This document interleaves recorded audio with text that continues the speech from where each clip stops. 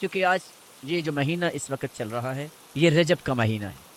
رجب کے مہینے میں ایک نہیں 20 ایسے اعمال، 20 ایسی عادات، 20 رسم و رواج مسلمانوں میں آ چکے ہیں، لیکن ابن رجب رحمۃ اللہ علیہ انہوں نے جو کتاب لکھی ہے اور اجماع امت سے جو بات ثابت ہے کہ رجب کے مہینے میں کوئی بھی ایسا عمل جو بیان کیا جاتا ہے اللہ کے رسول سے ثابت ہی نہیں۔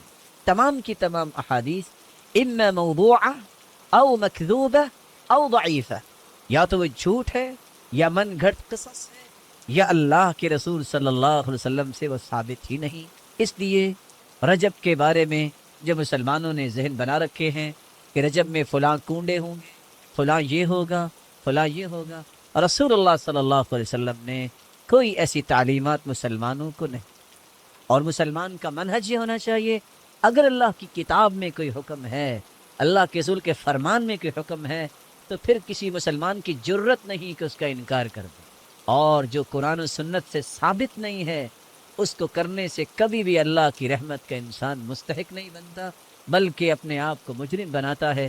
حدیث کے الفاظ ہیں من عمل عملا لیس علیہ امرنا فہو رد، ایسا عمل جو اللہ کے رسول نے نہیں کیا، جو صحابہ کو حکم نہیں دیا، کوئی ایسا عمل نیکی کی نیت سے بھی کرتا ہے تو مردود ہے۔ من احدث فی امرنا هذا ما لیس منہ فہو رد، جو دین میں ایسا پہلو پیش کرتا ہے، نیت جتنی بھی خالص ہو، عمل جتنا بھی نیک نظر آئے، اگر اللہ کے رسول نے ایسا حکم نہیں دیا تو وہ اللہ کے ہاں قابل قبول نہیں۔ رسول اللہ صلی اللہ علیہ وسلم جو صحیح مسلم میں روایت ہے، میں وہ سنا کے بات کو ختم کرنا چاہوں گا اور اس حدیث میں آپ کو شریک کرنا چاہوں گا۔ روزہ رکھنے کا ثواب کیا ہے؟ کون بتائے گا؟ روزے کی دو قسمیں ہیں۔ فرضی روزہ جو ہوتا ہے نا، الصوم لی وانا اجزی بہ، اس کا تو اللہ ہی اجر دیں گے، ان لمیٹڈ ہے، وہ اللہ ہی جانتے ہیں۔ جو نفلی روزہ رکھتا ہے اس کا ثواب کتنا ہے؟ 70 سال اگر سفر کیا جائے تو کتنا سفر طے ہوگا؟ تصور کر سکتے ہیں ہم؟ قیامت کے دن ایک روزہ اللہ کی راہ میں رکھنے والا، ما من عبد یصوم یوما الا باعد اللہ بذلک اليوم وجهه عن النار 70 خریفا۔ 70 سال جتنا سفر کیا جائے، جو ایک روزہ رکھتا ہے اللہ کی راہ میں، اللہ اس کو اتنی مسافت جہنم سے دور فرما دیں گے۔ کتنا بڑا عمل! صحابی جس ایک گھڑی اللہ کے رسول کے ساتھ ایمان کی حالت میں گزری ہے اور ایمان کی حالت میں وہ دنیا سے گئے، کیا پوری کائنات کی عبادت اگر جمع کر دی جائے تو اس ایک گھڑی کے اجر کے برابر اجر مل سکتا ہے؟ نہیں۔ ساری دنیا کی نیتیں آج اکٹھی کر لی جائیں، صالح سے صالح نیت، کیا کسی صحابی کی نیت کا مقابلہ ہو سکتا ہے؟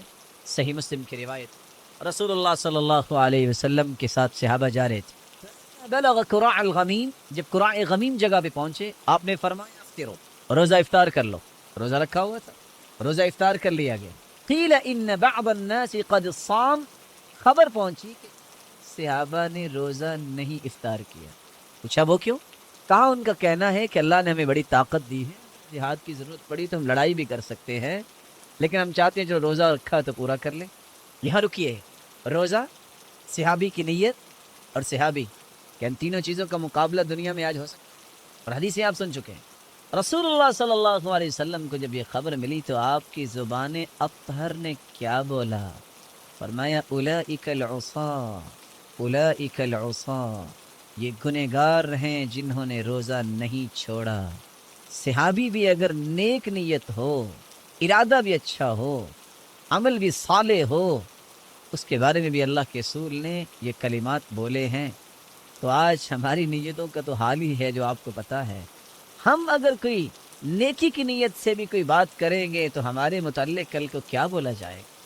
اس لیے کوئی بھی جو اللہ کی کلام سے، جس کا اللہ نے حکم نہیں دیا، جس کے بارے میں اللہ کے رسول نے رہنمائی نہیں دی، جس کے بارے میں صحابہ کی تربیت نہیں کی، وہ دین نہیں ہو سکتا۔ وفی القصص عبر والمقال یتضح بالمثال، قصوں سے بھی عبرت انسان کو ملتی ہے اور بہت ساری باتیں مثالوں سے بھی واضح ہوتی ہیں۔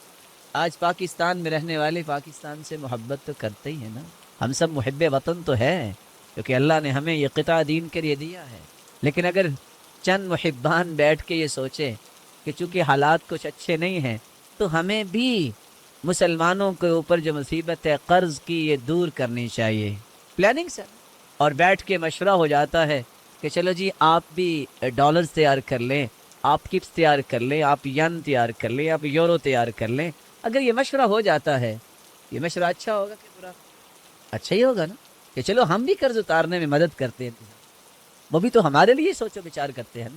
لیکن اگر مطلوب کوانٹٹی بنا بھی لیں ہم, اور ہم انتظامیہ کو کال کر دیں کہ السلام علیکم ورحمۃ اللہ وبرکاتہ, ہم محب وطن ہیں اور آپ کے کندھے کے ساتھ کندھا لگا کے ملک کو کرائسس سے بچانا چاہتے ہیں, یہ لیں آپ قرض ادا کریں اور ہماری جان چھڑا دیں.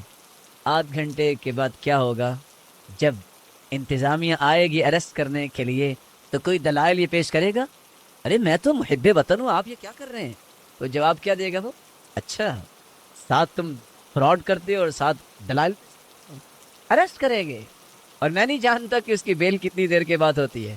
اور بتائیں گے کیا تم نے ڈالر تو تیار کیا ہے, یونائٹڈ اسٹیٹ کی تو مور نہیں, یہ تم نے کیا دنار تیار کیا ہے, اپنے گھر بیٹھے سب کچھ بنا لیا. زندگی کے اندر یہ اصول یاد رکھیے, کوئی بھی ایسا عمل جس پہ قرآن و سنت کی مہر نہیں ہے وہ قیامت کو اریسٹ تو کروا دے گا. جتنا بھی اچھا عمل ہوگا تمہیں چھڑا نہیں سکتا. ایک ہی کرائٹیریا ہے اللہ کے, معیار ہی ایک ہے, اللہ کا کلام, اللہ کے رسول کا کلام.